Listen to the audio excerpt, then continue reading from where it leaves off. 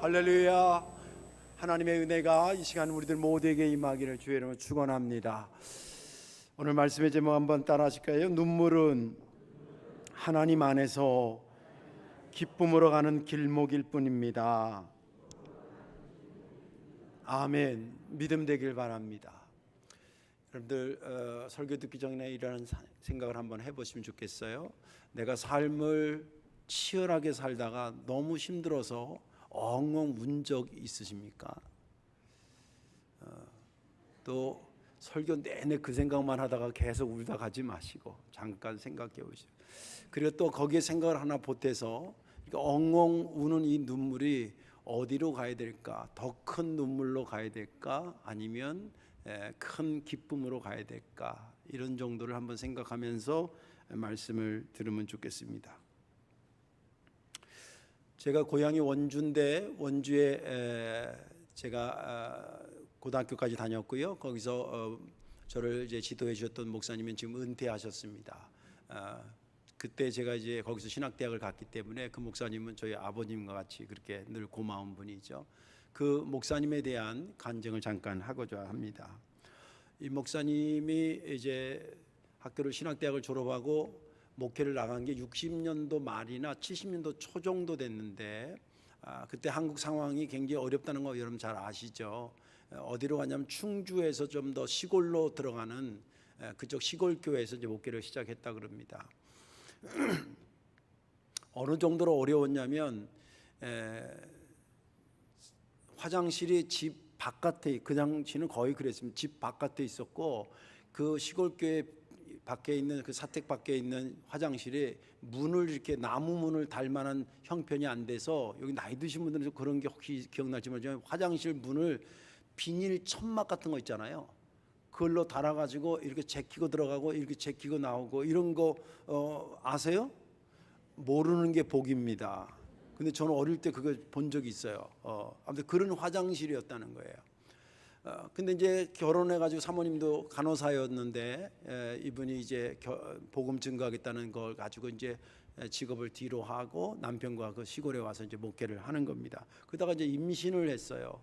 근데 배가 점점 불러오니까 여자들이 이제 임신하면은 화장실을 자주 가시잖아요.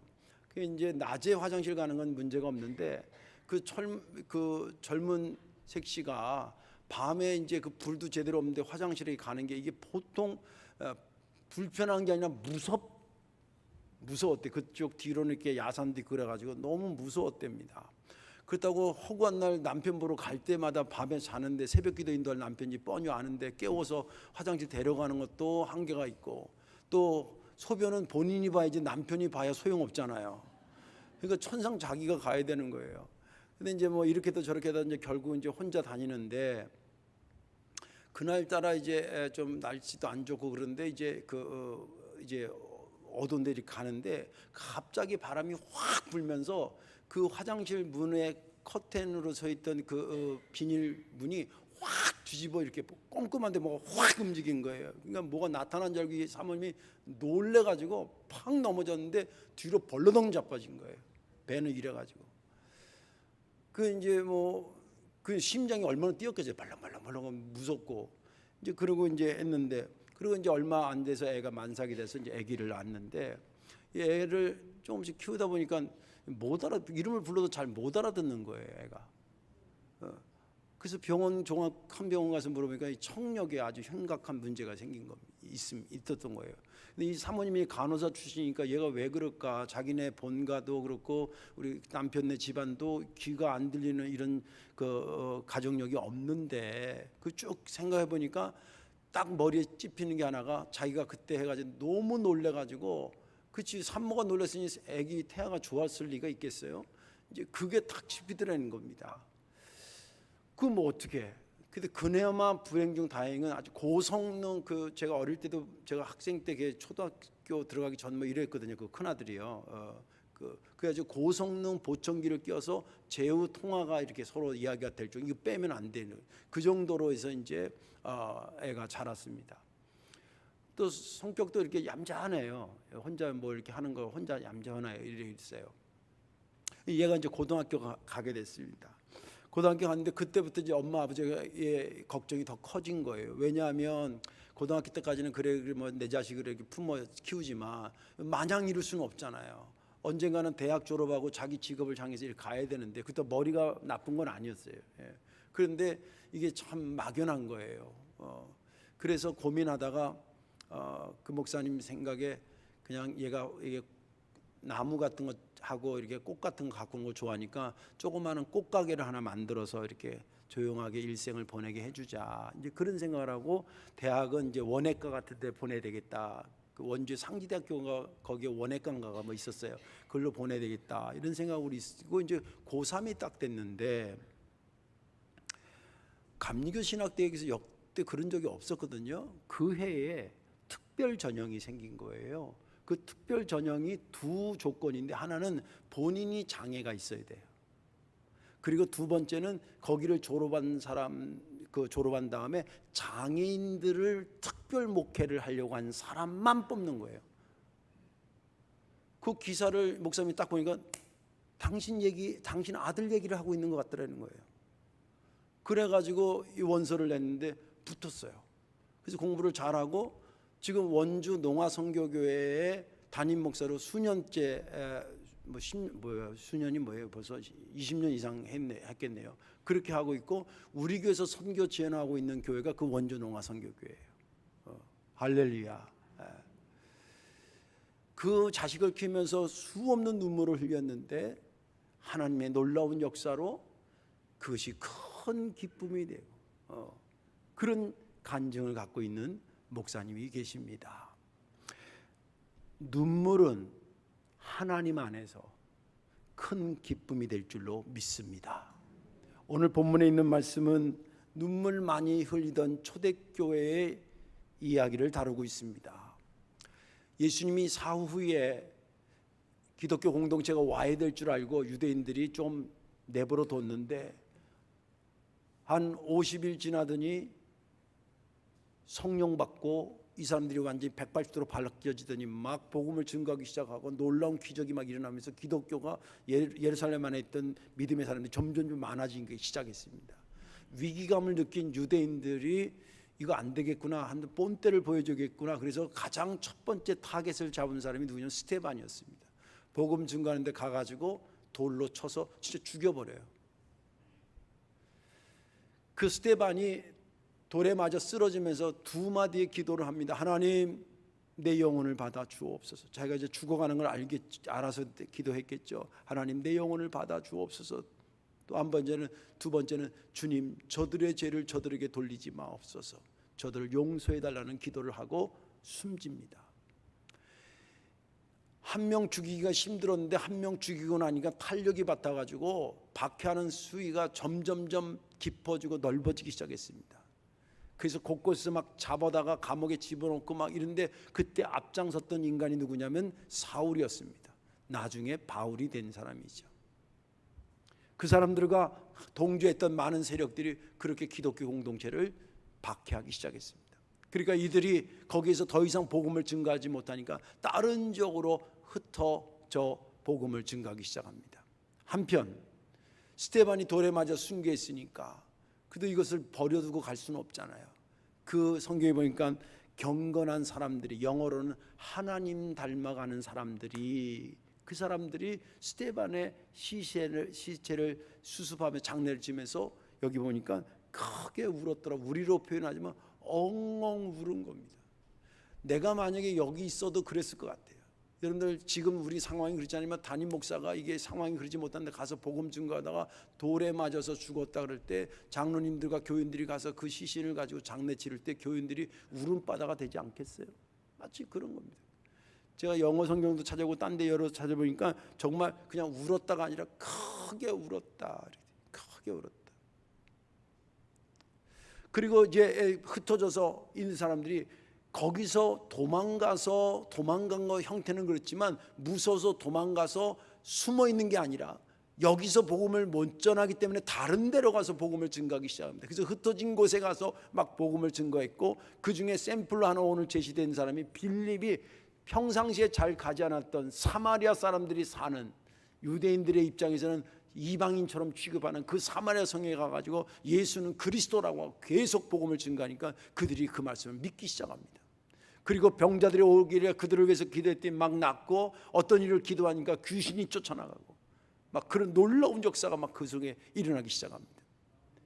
그래서 마침내 그 사마리아 성이 기쁠 것이 하나도 없었던 그 성이 복음이 증거되고 놀라운 성령의 역사로 인해서 큰 기쁨이 있었다라고 성경은 말하고 있습니다.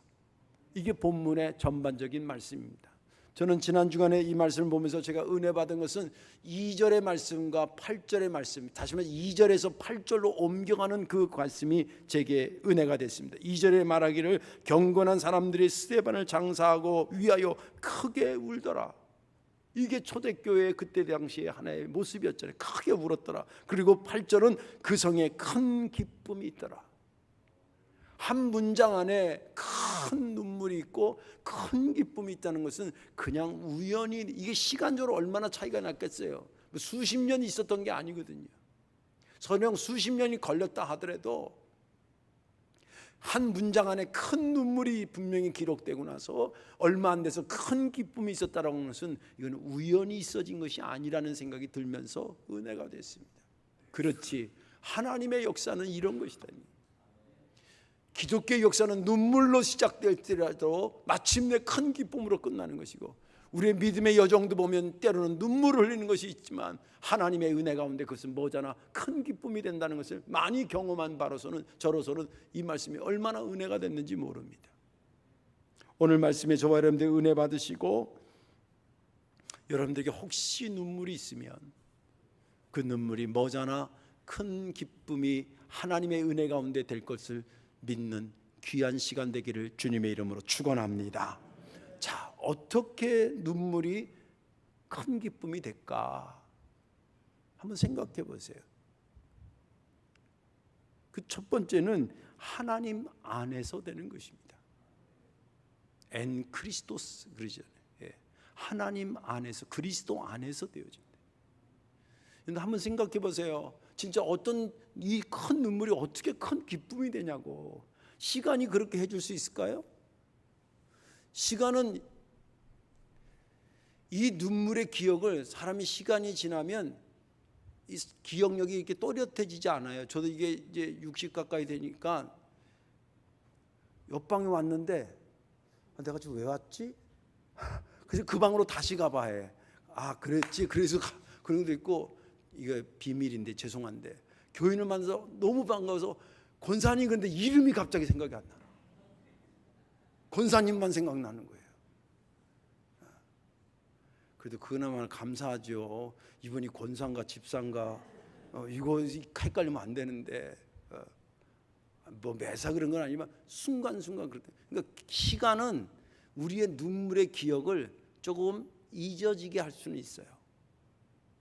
그런데 눈물의 기억을 큰 기쁨으로 만들어주지는 못해요. 분명한 겁니다. 누구만이 가능하냐면 하나님 안에서만 가능해요. 근데 하나님 안에서라는 이 말이 굉장히 범위가 넓습니다. 그리고 실제도 굉장히 많아요. 그리고 케이스마다 그 사람에게 임한 상황에 하나님 안에서는 그 나름대로의 의미가 또 있고, 저 사람에게는 저 사람 케이스 바이 케이스라 그러잖아요. 경우에 따라서 다르기 때문에 하나님 안에서라는 것이 굉장히 범위가 많아요. 다 소개할 수는 없고, 오늘 큰 눈물에서 큰 기쁨으로 넘어가는 과정 속에서의 하나님 안에서는 그럼 어떤 의미냐라고 하는 것을 크게 한 두 가지 것을 소개하려고 합니다. 그 첫째가 뭐냐면 하나님의 섭리의 관점인데, 하나님의 섭리는 선한 것을 향해 가는 섭리 안에서라는 의미에서 하나님 안에서입니다. 큰 눈물이 큰 기쁨이 되는데 어떤 하나님 안에서? 하나님의 선한 것을 향해 가는 섭리 안에서 그렇게 된다는 겁니다. 하나님은 하나님의 일을 하실 때 대충 하거나 갑자기 하거나 생각 없이 하거나 무계획적으로 하지 않습니다. 얼마나 치밀할 정도로 치밀하냐면, 예전에 이스라엘 백성들을 내가 구출해 있다고 생각하실 때에 그 일어나는 사건이 있기 80년 전에 모세를 준비시키는 하나님. 누구만 몰라요? 모세만 모르고 있어요. 그 정도로 치밀하게 준비하시는 겁니다. 하나님께서 제가 여기 10년 전에 이제 올해 10월이 되면 진짜 10년인데 성덕교 최강령 목사님이 20년 목회하고 이제 22대로 물러가니까 23대를 목사를 보내야 되는데 엊그저께 10년 전에 준비하신 것이 아니라 제가 중학교 2학년 때 변화됐거든요. 그때 신학교 가려고 마음먹고 신학교 가서 공부하고 강원도에도 목회, 화성에서도 목회하고 그리고 준비시켜서 어느 날 갑자기 연락이 돼가지고 제가 여기 온 거예요. 제가 이제 한 10년 있으면 은퇴하는데 24대 목사가 누구일지 모릅니다. 나도 모르고 여러분들 모릅니다. 그러나 분명한 것은 그를 지금 하나님은 어딘가에서 준비시키고 있어요. 이런 것을 신학적으로 섭리라 그래요. 근데 그 섭리의 특징은 뭐냐면 방향과 목적이 선한 데 있다는 거예요. 하나님의 섭리의 최종적인 것은 늘 선한 데 있다라고 하는 겁니다.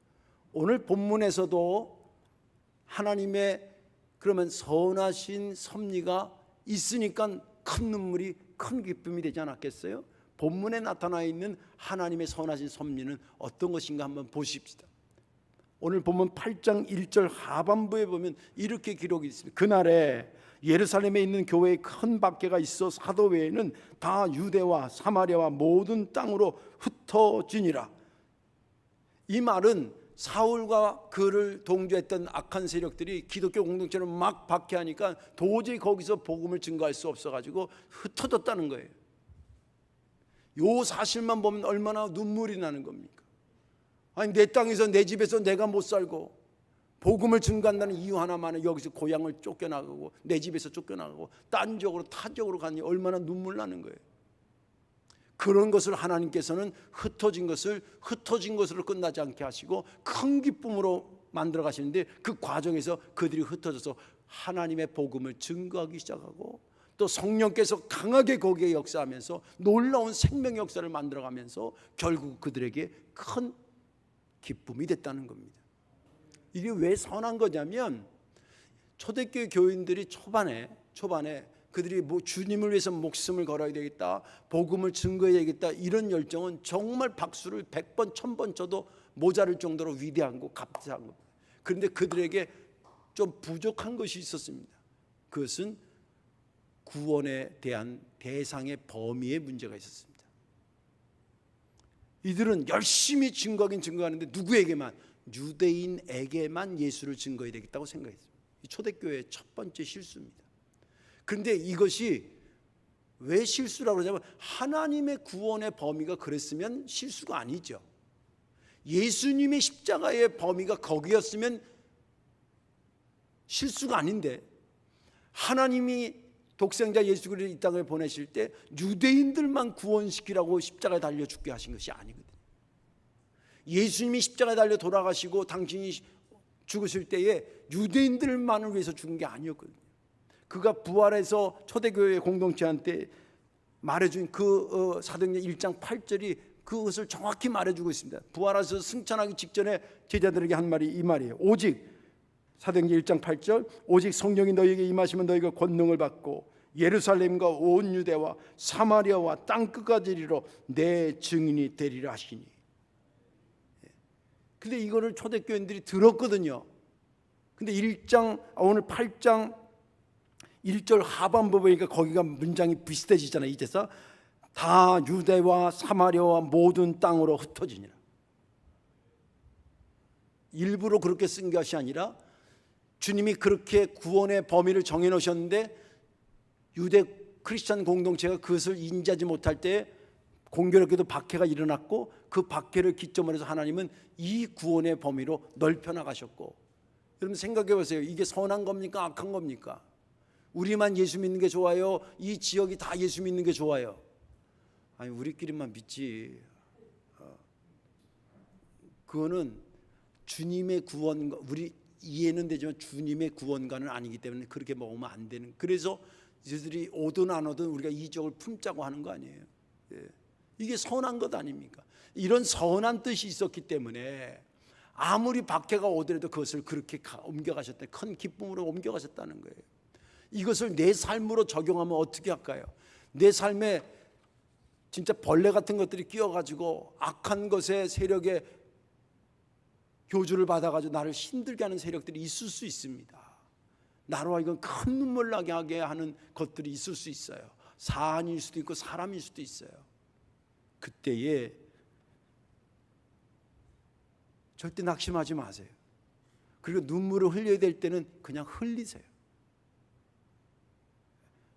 그냥 흘리세요. 그것은 약한 자의 모습이 아닙니다. 하나님이 큰 기쁨으로 만들어 주셔서 믿는 자만이 할 수 있는 거예요. 고통이 옵니까? 그것을 자꾸 피하려고 그러지 말고 이게 하나님의 큰 섭리, 선한 섭리 안에 있다고 생각하면 잘 견디셔야 됩니다.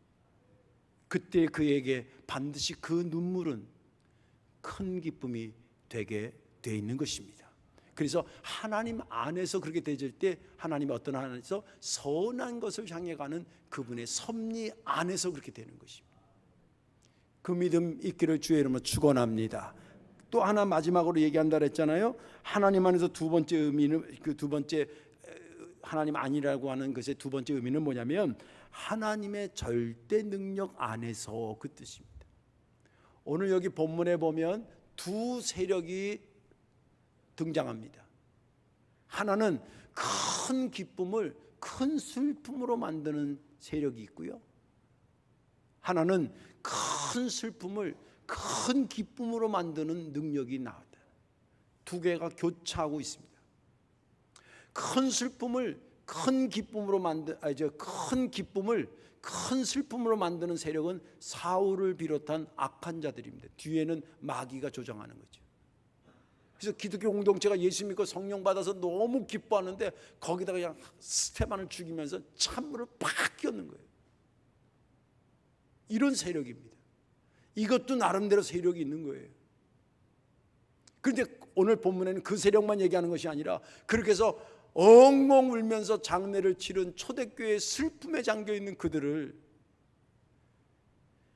큰 기쁨의 공동체로 만들어가는 하나님의 능력도 소개되고 있다는 거예요. 자, 여기서 질문하게 하나 할게요. 어떤 능력이 더 큰 능력입니까? 큰 기쁨을 한순간에 큰 슬픔으로 만드는 세력이 큰 것일까요? 아니면 큰 슬픔을 큰 기쁨으로 만드는 세력이 더 큰 것일까요? 좀 더 쉽게 얘기하면 확 쳐들어가 가지고 싹 때려 부수는, 평화롭게 사는 것 싹 때려 부수는 그런 세력도 세력은 세력인데 그 세력이 크겠어요? 다 폐허가 된 거를 다 일구고 세워서 번듯한 나라 민족 만드는 게 힘들겠어요? 힘든 것을 가능케 하신 이가 훨씬 더 능력이 많은 거 아니에요? 오늘 여기 본문에 제가 이것을 왜 설명을 하냐면 악한 마귀가 나름대로 지가 고난 받은 범인에서 세력을 펼치거든요. 그래서 나에게 태클도 걸고 넘어뜨리고 붙잡고 잡아당기기도 하고 그런다는 거예요. 그러나 하나님이 그보다 훨씬 절대적인 능력이 내게 임하는 한 눈물은 더 큰 눈물로 갈 수가 없다는 거예요. 하나님의 절대 능력이 나를 지배하는 순간에 그것은 큰 눈물에서 큰 기쁨으로 바뀌어진다는 거예요. 가끔 이런 경우도 저도 그렇지만 교인들이 찾아 목사님 큰일 났어요. 그럼 막 울어. 내가 들어도 큰일이야.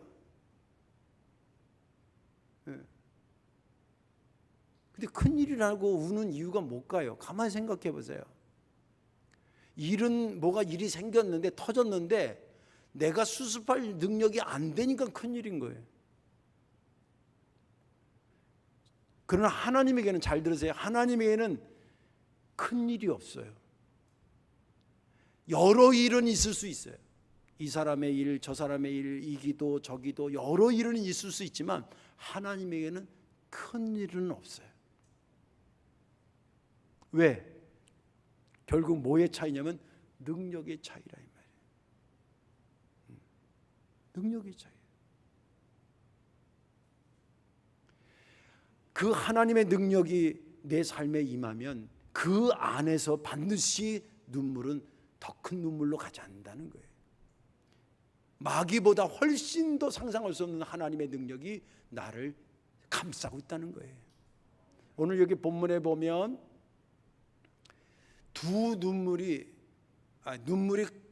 큰 눈물이 큰 기쁨이 되는 케이스가 사실은 가시적으로 크게 보이는 한 덩어리가 있고 비가시적으로 좀 자세히 봐야지 보이는 두 번째의 것이 있어요. 두 가지가 나와요. 두 가지가.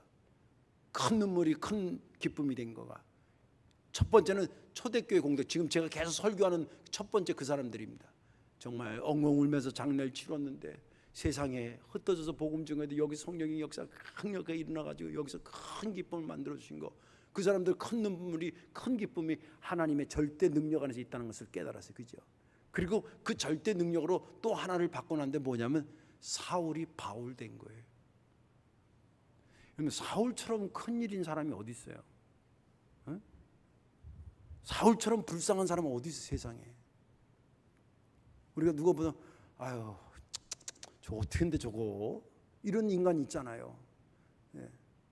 아니 예수님이 이 땅에 오셔서 십자가에 달려주고 심지어는 부활해가지고 성령까지 보내줬는데 예수를 가짜라 그래. 예. 그리고 또 그것을 증거하는 사람들 다 사기꾼이라고 해서 그들 잡아서 막 감옥에 집어넣는 것이 하나님께 영광 돌리는 일로 착각하고 있어. 마치 지금 이단에 가서 저렇게 열심히 하면서 저게 하나님의 일이라고 생각하는 우리가 볼 때 얼마나 불쌍해져요. 거예요. 얼마나 눈물 나는 인생이냐고 한번 생각해 보세요. 그죠?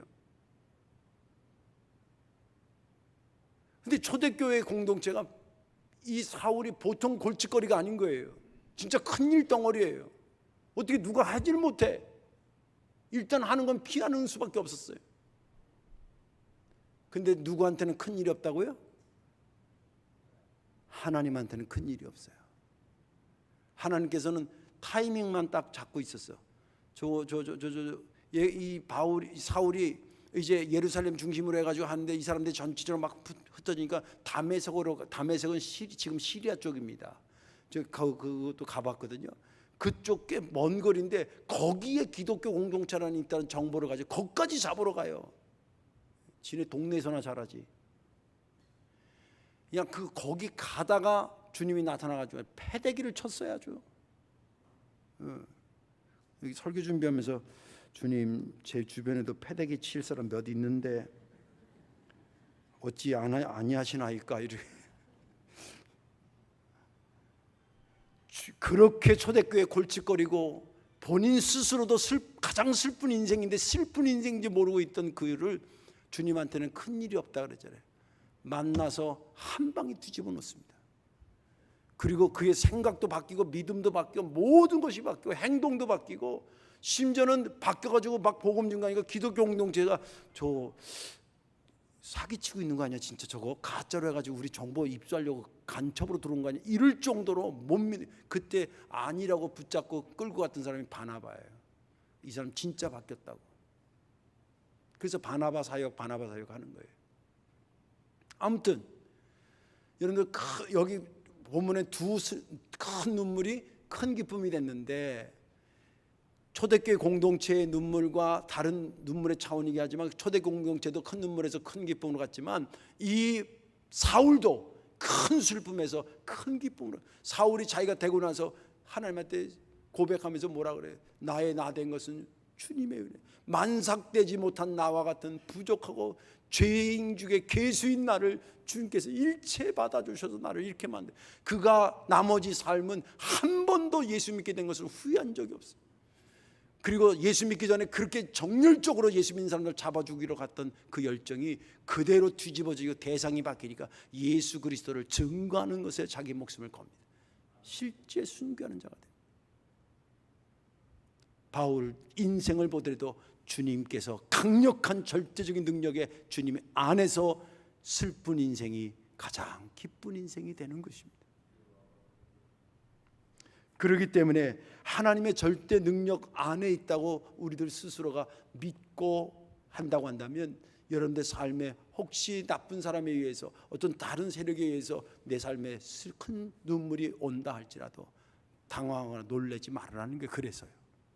하나님의 능력이 우리를 감싸고 있다는 것입니다. 그 믿음으로 승리하기를 주님의 이름으로 축원합니다.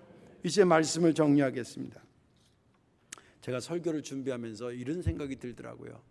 오늘 설교 듣는 사람들 중에서 몇 사람이 나한테 이런 질문을 할 것 같아.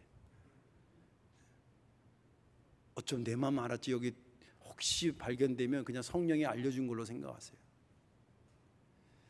목사님, 이런 질문을 할 것 같아요.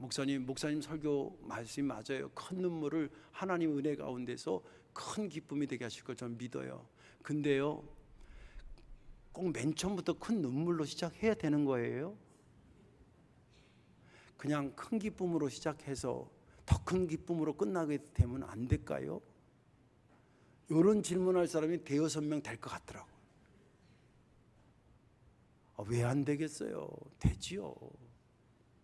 사실은 이건 우리가 질문하기 전에, 내가 설교하기 전에 하나님이 원하는 패턴이에요. 그거 어떻게 합니까? 하나님이 인간을 맨 처음에 만드시고 큰 눈물부터 인생을 시작시키지 않았어요.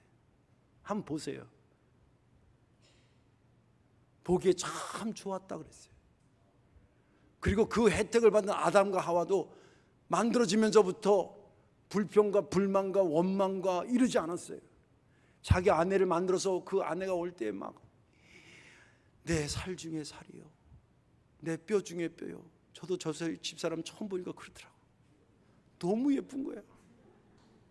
세상에. 아담이 그랬거든요. 좋다는 거 아니에요 이거? 그죠? 네. 좋은 거에서 이제 그 만들어가면 더 큰 좋은 걸로 가야 되는데 이 패턴이 삽시간에 깨집니다. 아시죠? 마귀가 와서 유혹하고 안타깝게 그 유혹에 넘어가면서 그 패턴이 깨집니다. 지금도 가능한 방법은 이겁니다. 하나님께서 마귀를 지금 모가지 팍 잡아가지고 감옥에 집어넣고 완전히 소멸하고 마지막 심판 새하늘과 새 땅 지금 만들면 돼요. 마귀만 하는 게 아니라 계시록에 보면 그 심판 날에 마귀와 마귀를 추종하는 사람들이 함께 심판받아요.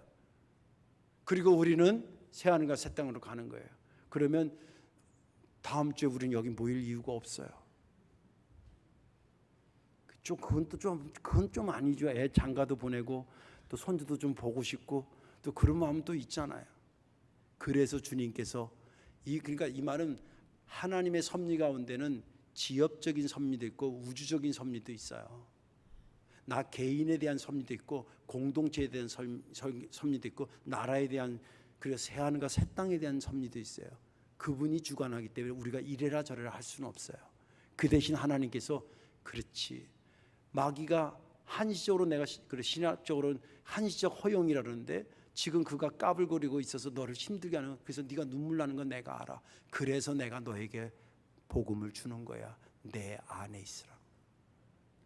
엔 크리스토스라고, 그리스도 안에 있으라고 말한 거예요. 그들이 초대교회 그 엉엉 울었지만 내 안에 있으니까 뭐잖아, 큰 기쁨이 되잖아. 너희가 이 땅에 사는 동안에 지금 눈물 나는 거 있니? 내 안에만 있으면, 선한 것을 향한 내 섭리를 네가 믿는다면, 내게 절대 능력이 있다는 것을 네가 믿고 그 안에만 있다고 한다면 네 눈물은 뭐잖아 큰 기쁨이 될 거야. 저와 여러분들 소유하는 말씀 되기를 주님의 이름으로 축원합니다. 기도하겠습니다. 사랑과 은혜가 많으신 전능하신 아버지 하나님, 엉엉 울며 스데반의 시신을 장례 지낼 때에 초대교회 전체가 울었을 것이고 그 슬픔을 어떻게 감당할 수 있었겠습니까? 그러나 하나님 안에서, 하나님의 능력 섭리 안에서 뭐잖아 그 슬픔이, 그 큰 슬픔과 그 큰 눈물이 큰 기쁨이 됐음을 오늘 성경을 통해 우리에게 보여주시니 감사합니다. 이것을 읽으라고 하신 이유는 이것이 너에게도 그대로 적용된다는 의미 아니겠습니까? 주님, 오늘 이 말씀을 듣고 온 성도들이 은혜 받게 하시고 혹시라도 지금 눈물을 흘리는 자들은 지금 이 말씀을 먹게 하시고, 혹시라도 앞으로 눈물 흘리게 될 성도들이 있으면 오늘 이 말씀이 저에게 양약이 되게 하여 주옵소서. 예수님의 이름으로 축복하며 기도하옵나이다. 아멘.